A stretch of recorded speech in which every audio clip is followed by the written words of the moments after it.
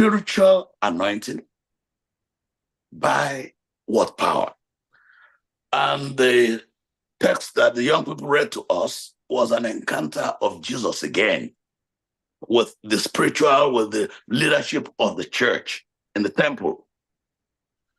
Matthew 21, 23 to 27. When Jesus returned to the temple and began teaching, the leading priests and elders came up to him and they demanded of Jesus, hey, by what authority, by the way, by what authority are you doing all this? Yeah, we see all that you're doing. Mm-hmm. We can't deny them anymore. The lame can walk. We see them walking. Those who are blinded from birth, now they can see. We see even some dead people are raised. Yeah, so we're not denying, we're not contesting that you are doing some good things. But the question is, we want to know who gave you the authority to do these things. You know, even when you are doing good things, there are people who still want to contest the validity of what you're doing. If they cannot contest the credibility because it is obvious, they want to contest the authority. By whose authority are you doing what you are doing? They can never be thankful to God for anything good that they see in somebody else. They can never be thankful to God for whatever they see that does not give them personal credit. By what authority are you doing all this? Who gave you the right? They wanted to know from Jesus. And Jesus did not even miss any word. He didn't miss a bit. Just, oh, sure, I'll tell you by whose authority I'm doing this. As soon as just a little question. I'm wondering.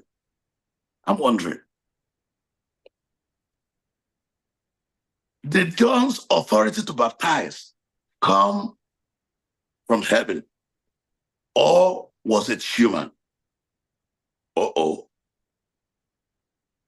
The pretender like they didn't hear. I said, okay, let me repeat.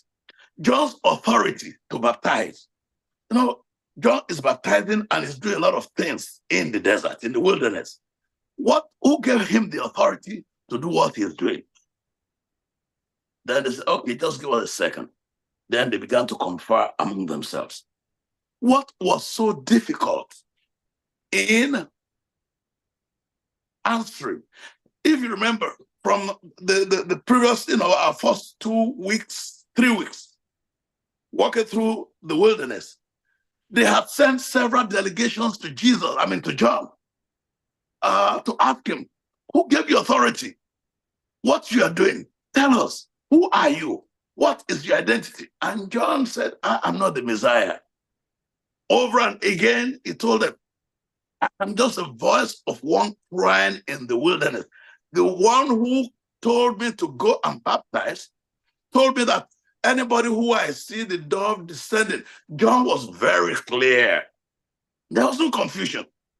But here, now they're asking Jesus by what authority? And he says, as soon as you guys tell me what authority John was using. Now they said, we have to be careful here.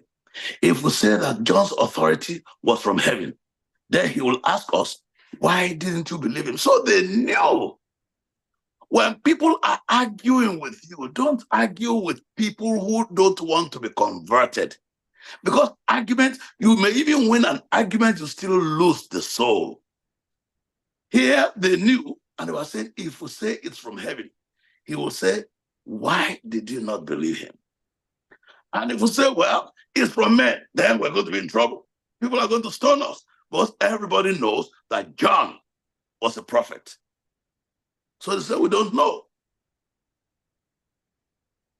And Jesus said, watch what Jesus said. Jesus did not tell them that I don't know by whose authority. He said, then I will not tell you also by what authority I do the things. Wow.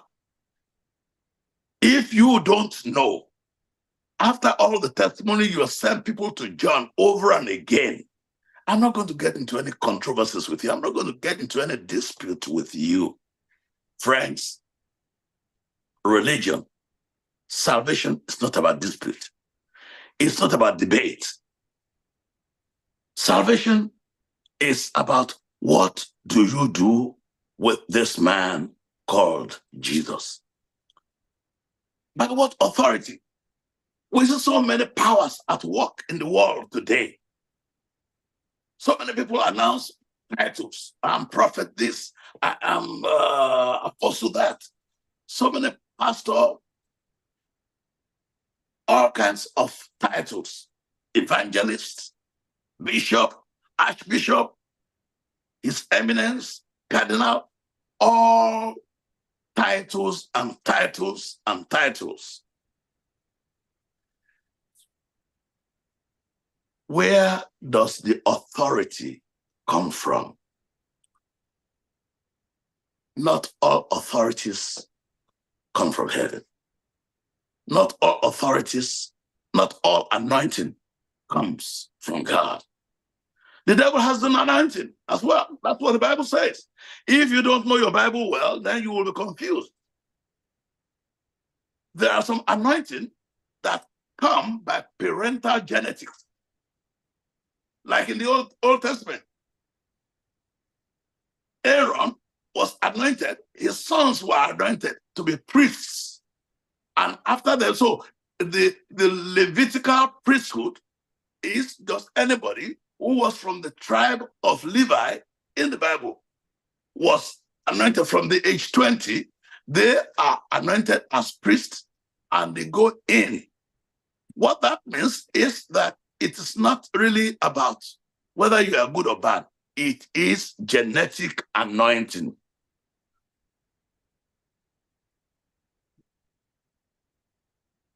Do you know that Samuel did not come from the Levitical priesthood, but Samuel's mother had vowed him to the priesthood before he was born.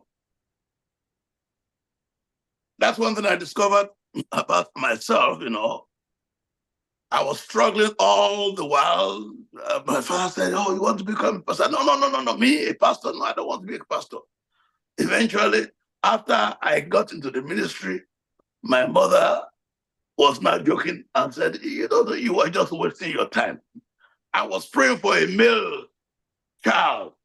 I had 2 girls, and I had a dream. And in my dream, I had an encounter, and I told God, if you will give me a male child, he will be a minister. I'll give him back to you. I said, you gave me away without my consent? You gave me away before I was born, and I didn't even know anything about it. He said, well, I didn't want to influence your choice by what I did, by the vow I made. But now that you are in the ministry, I can tell you freely, yeah, that's what I did before you were born. And Samuel had that same encounter with Eli. Hannah was a woman that the Bible had said was barren, but she prayed Samuel into existence and prayed Samuel on a vow. If you will give me this male child, I will give him back to you. Now, Eli's son got the anointing by inheritance because they were children of the priest, which explains why they neither appreciated nor exemplified or dignified the ministerial stewardship that they found, because they found themselves, they were born into ministry. For them, it was just another role. Maybe you're wondering sometimes why pastors' children don't always turn out as the best. It's because sometimes our expectations are too high of them. Elders' children sometimes will end up Some don't come to church anymore. Some lose their faith. People who hold high positions, but that is because the enemy wants to attack them and make sure that their ministry is brought to nothing. I know that a lot of my colleagues who are PKs, who are pastors' children, have struggles even remaining in the church. For me, it is a miracle that I am in, and I really appreciate God keeping me in the ministry. So that Aaron's children, remember, Aaron had 4 sons. The 2 senior sons, Nadab and Abihu, died in the fire because they forgot about the personal consecration of their ministry. Samuel, his children, Joel, his senior sons, Joel and Abijah, did not follow through on their father's ministry. And that was why Israelites rebelled and said they wanted a king, no longer a priest, to lead out so that they can be like other nations. What about anointing by divine appointment? Oh yes, that's the one that we see the most. Anointing by divine appointment is when God selects somebody intentionally, no matter how young you may be, my dear children, no matter how young you may be, God may decide to select you. Samuel was actually anointed from when he was a child. He grew up in the temple, in the church, because that's where the children of Eli feel Samuel succeeded. So Noah was anointed unto ministry. He was the one that God used to continue the world after the flood. Abraham, Joseph, Moses, Gideon, Deborah, Elijah, Elisha, Ruth, Naomi, Esther, John the Baptist, Daniel, even the 12 apostles were selected for purpose. It is possible for God to anoint you for a particular purpose, even as you walk through the wilderness of life. As you walk through the wilderness of life, God may have selected you. I don't know what I did to merit, because I know I don't deserve it. The ministry is such a sacred responsibility, and I know I didn't have it in me. But if God decided to anoint you onto ministry, he will equip you and empower you to make sure that you're able to do what he has appointed you and anointed you to do. Do not be afraid. He who appointed you will anoint you and empower you to achieve his purpose in your life. Now, it's not only God that anoints, even the devil anoints. Maybe you don't know. Let's go through the scriptures.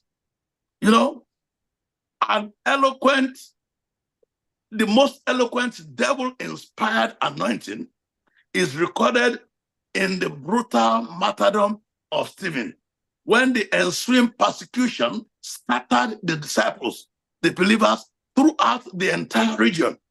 But the good news is that as they went throughout the region, they actually took the gospel with them. When you read Acts, the book of Acts chapter 8, you are going to see the story of Simon the sorcerer.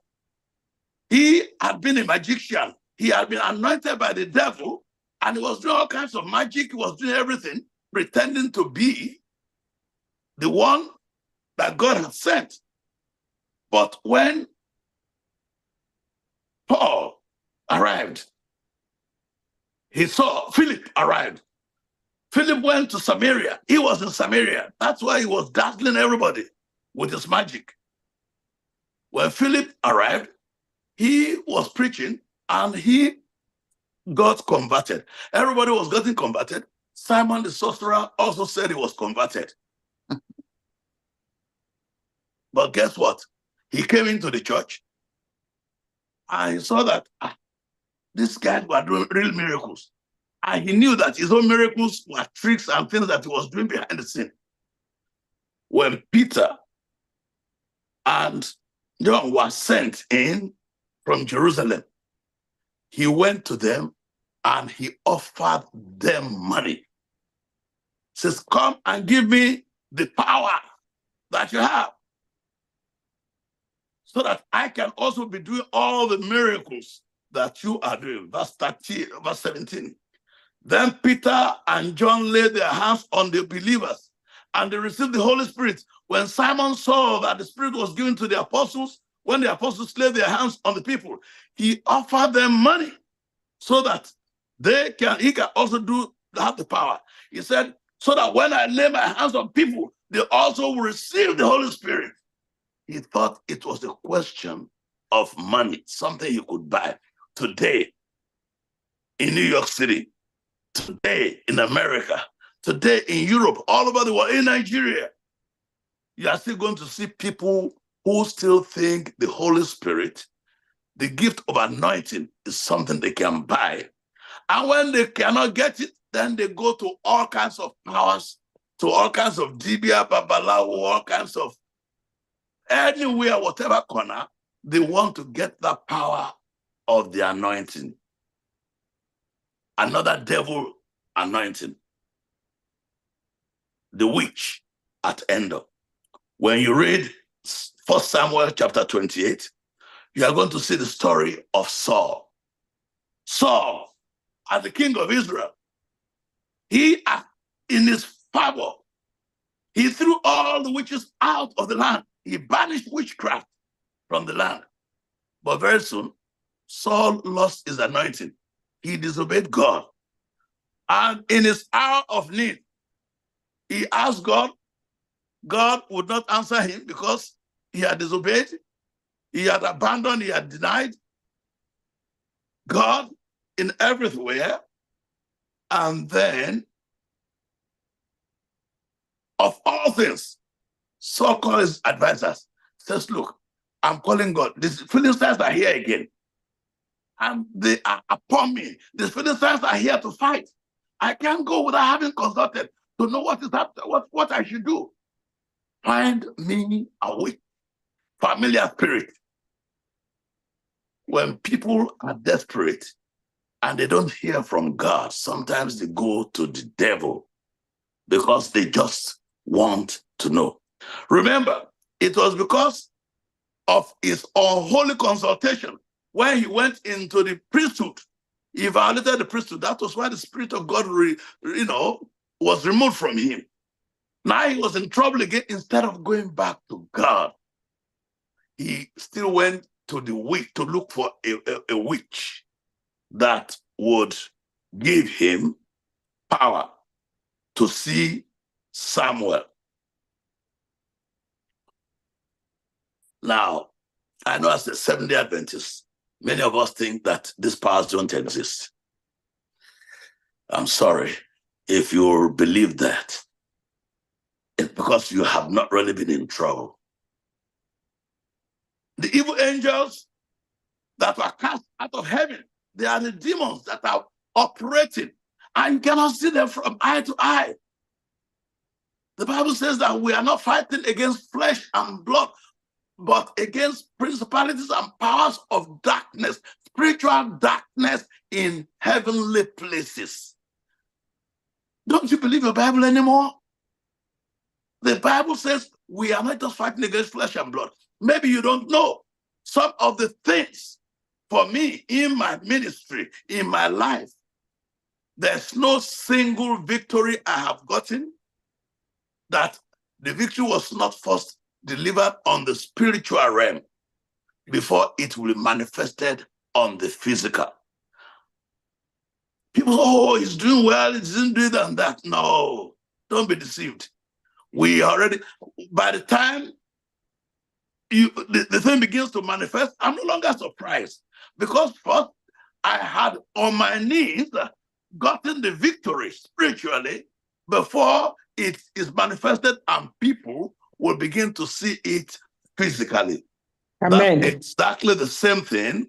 You know, when you read 1 Samuel 28, Samuel went and consulted with the witch at Endor.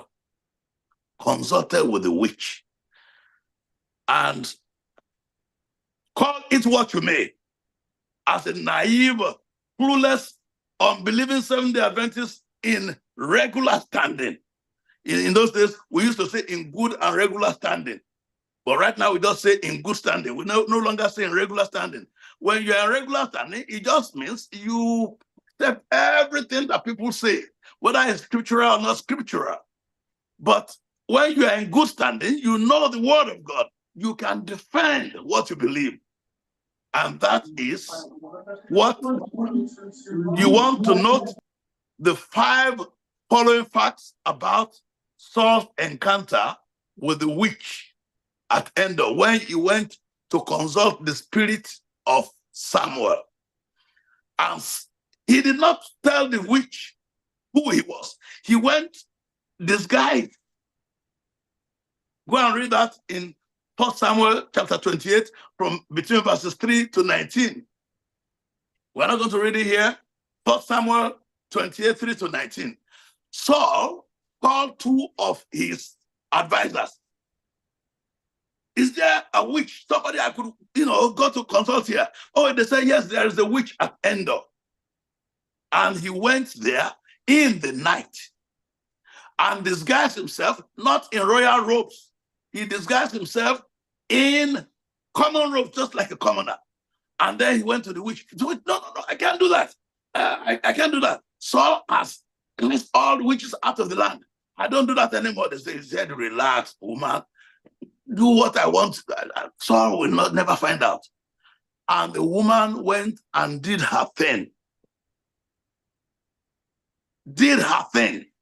And she came back crying, oh, you deceived me. You deceived me. You are Saul. How did she know if there was no power in what she was doing?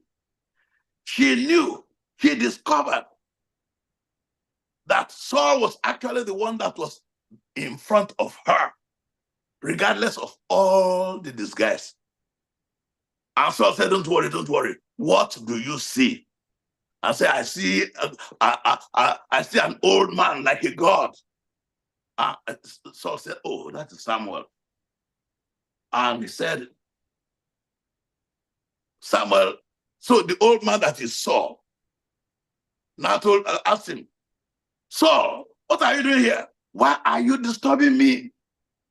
This is in the Bible. It's not in the Quran. It's not somewhere in the Bible. Go and read your Bible. Why are you disturbing me? And Saul said, the Philistines have come again, and they're about to fight me, and I don't know what to do. I consulted with God, and God would not answer me. So that's why I came. And the Spirit said, let me read that part of it. He says, why are you disturbing me by calling me back? Verse 15. Samuel asked, because I'm in deep trouble. Saul replied, the Philistines are at war with me, and God has left me and will not reply me by prophets or dreams. So I have called you to tell me what to do. Verse 16. 1 Samuel 28:16. But Samuel replied, I'm reading from the Bible. But Samuel replied, why ask me, since the Lord has left you and has become your enemy? The Lord has done just as he said he would. He has torn the kingdom from your hand and given it to your rival, David. The Spirit mentioned the name of David. The Lord has done this to you today because you refuse to carry out his fierce anger against the Amalekites. Verse 19, what's more, the Lord will hand you and the army of Israel to the Philistines tomorrow. Again, precise, tomorrow. And you and your sons will be here with me, which means you will be dead. Those are some very direct, clear predictions. Let's note the 5 facts, the following 5 facts from this prediction, this encounter with Samuel. Number 1, Saul started out very well by banning witches and evil consultants from the land of Israel. But you see, making laws are something.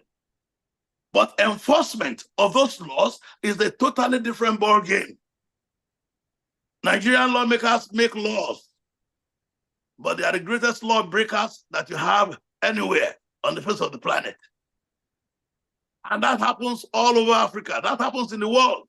Even here in the United States, politicians who are campaigning for abortion, who are against abortion, saying they are pro-life, pro-this, pro-that, when they check their own private lives, you see that they are the ones who commit abortion for their girlfriends. And then the thing leaks, and then they withdraw from public life. So, Saul ended up eating his own vomit, and he disguised at night to go after the witches that he had expelled. When the Spirit of the Lord is no longer with you, you can do anything. Anything is possible, no matter what your role. This was the king of Israel. So whether you are an elder, a pastor like myself, or a bishop, that is not the question. If the Holy Spirit is not with you, if you don't get inspiration from God, because you are used to inspiration, you look for anointing from the devil. Be careful. Number 2, it was the fear of enemies that drove Saul to the desperation of violating the priesthood when the Philistines came upon him at first. It is still the same fear of enemies of the Philistines that is now driving him to the witch at Endor. Fear drives people to do things they would not normally do. Why do you need to be afraid? Perfect love drives out all fear. If you have the fear of God in your heart, the fear of the enemy has no place. Number 3, look at the pinpoint accuracy of every detail of the medium's revelation. He knew that woman was able to disclose Saul's identity, knew him with all this guy. That enemy was able to quote some of the things that Samuel had told Saul about his being rejected. That spirit was able to identify David as who was going to be Saul's successor. That spirit was able to, every detail of that spirit even was able to tell Saul that tomorrow you will die and your sons will die with you. If you think that evil spirits cannot predict, they cannot do this, they cannot do that, go and read your Bible again. The devil has power. His powers have not been taken away from him. That's why he can do all kinds of things. But don't worry, you're going to see exactly that his power is nothing compared to God's power. Point number 5, lastly, Saul clearly recognized and confessed to the medium that God had left him. He even swore to the medium in God's name. He said, as the Lord lives, nothing will happen to you. The fact that people are talking in God's name does not mean that they are working for God. The medium was so kind, she even gave Saul his last meal. Here in America, when somebody is going to be executed, they give them the last meal. The last meal for Saul was given by the medium, that witch.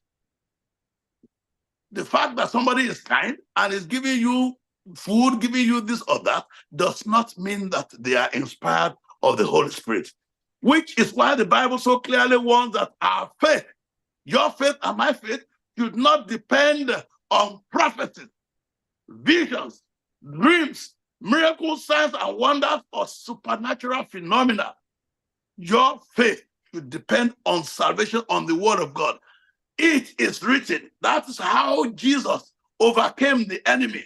When the enemy was trying to ragmatize him, to dazzle him, to mesmerize him, Jesus said, it is written. It is only the word of God that can protect you against all the wiles, all the tricks of the enemy. Therefore, I challenge you today.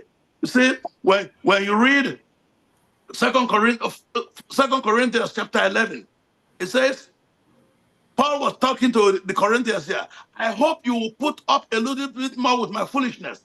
Please bear with me. And I'm telling those of you online today, please bear with me. For I am jealous for you with the jealousy of God himself. I promised you as a bride to one husband, Jesus Christ. But I fear now somehow, some of us in the church, some of us online, we are already getting ourselves diluted in faith by being distracted to the left and to the right everywhere. We are looking for miracles on the mountain, in the valleys, from one Baba here, from one Dibia, going anywhere because we have problems. Like Saul, we are running away from the source of the solution. We are rushing to the source of the problem. We are rushing from Christ. We are rushing to the devil. We are going helter-skelter when the solution is right on our knees. The wilderness, all the storms, the serpent, all the hardship and the harshness of the wilderness should not confuse you. It is written. That's how Jesus took control over the enemy. He said, you happily put up with whatever anybody tells you, even if they preach a different Jesus to you than the one we preach, or a different kind of spirit than the one you received, or a different kind of gospel than the one you believed. But I don't consider myself inferior to any of the super apostles, all those people that we go to, because I have the word of God. Jesus asked them, where will you also go away? All those who have strayed, church members who are no longer faithful, who have been driven out of the faithfulness, out of the sanctuary, out of the refuge of God by all the storms of life. Mount Vernon, First Igbo, will you also go away? I will continue to do what I've always done. These people who are false apostles, they are deceitful workers who disguise themselves as apostles of Christ, verse 14. But I am not surprised. Even Satan himself disguises himself as an angel of light. So it is no wonder that the servants and disciples should also disguise themselves as servants of righteousness. In the end, they will meet their end. They will get the punishment and their wicked deeds which they deserve. First Igbo, we must not be deceived, not by all the hardship, not by everything that the enemy may throw at us in the wilderness as we pass through the wilderness. Remember, it is written. Sometimes some people appoint themselves, they start their own churches, they disagree with the church, and then they go and start something else. And Jeroboam, who broke away from Rehoboam, the son of Solomon, he went and appointed his own priest, appointed his own holy place. And the fact that somebody is breaking away out of anger, out of a disagreement, somebody is storming out because he cannot stand it, the sound doctrine of the Bible. Watch it. Saul was anointed king of Israel, and he went and got another appointment as from the witch of Endor. First Igbo, my dear brothers and sisters, we are already 4 weeks gone in these 40 days. This is our 5th week that we have started today. Where will it find you? Will you be faithful to it is written? Yes, anointing. By what power? They were asking Jesus. People who refuse to believe in the scripture, in the prophecy, are asking Jesus, by what power was he doing what he was doing? Anybody can doubt Jesus. Anybody can refuse Jesus. It's just that refusing and doubting him has consequences. I charge you today, I challenge you. Remember, in the beginning, there was darkness at creation. God brought light. There was chaos. God brought order. There was emptiness. God brought fullness and replenished the earth with all the good things. And tonight, God himself will bring order into your chaos. God himself will bring light into your darkness. Amen. God himself Amen. will bring fullness of the heavens into your emptiness. All those things, Amen. experiences in the wilderness that are getting your heart to palpate, that is getting you to fear. Paul was so scared. He was terrified of the Philistines, and he was running to the devil who sent the Philistines to him. Don't run back to the enemy. It is deadly. Remember, everything that you feel, every problem that you have during this, as we cross the wilderness, it is written. Heavenly Father, I ask, Lord, tonight that you will remind us that man shall not live by bread alone. Man shall not dwell by fear, but by every word that comes out from the mouth of God. Let's remember, Father, today, as we cross through our wilderness, Lord, that you have not given us a spirit of fear, but a spirit of power, of love, and of a sound mind. Father in heaven, as we go to sleep tonight, I give your word back to your people. In their sleep, when the enemy torments them, it is written. At their work, when the enemy shoots them, it is written. In their spirit, when they are troubled and they are afraid, it is written. Lord, it does not matter when they are broke and they want to lose their jobs, they want to lose the rent, the accommodation, they want whatever, they want to lose their sanity, their problem in the house, it is written. And the joy of the Lord will keep your heart and mind in Christ Jesus. Amen. Amen. Amen. Beautiful. Amen. Awesome. Amen. Amen. Amen. Thank you so much, Pastor, for the amazing message. These are the points that I was able to highlight. God will give you the power to do what he wants you to do. You can't do anything without the Holy Spirit, and your faith should depend on the word of God, not anything else. Amen. Amen. Remember, Amen. to all problems are on our knees, for it is written. Amen. Amen. It's now time for testimonies, Thanksgiving.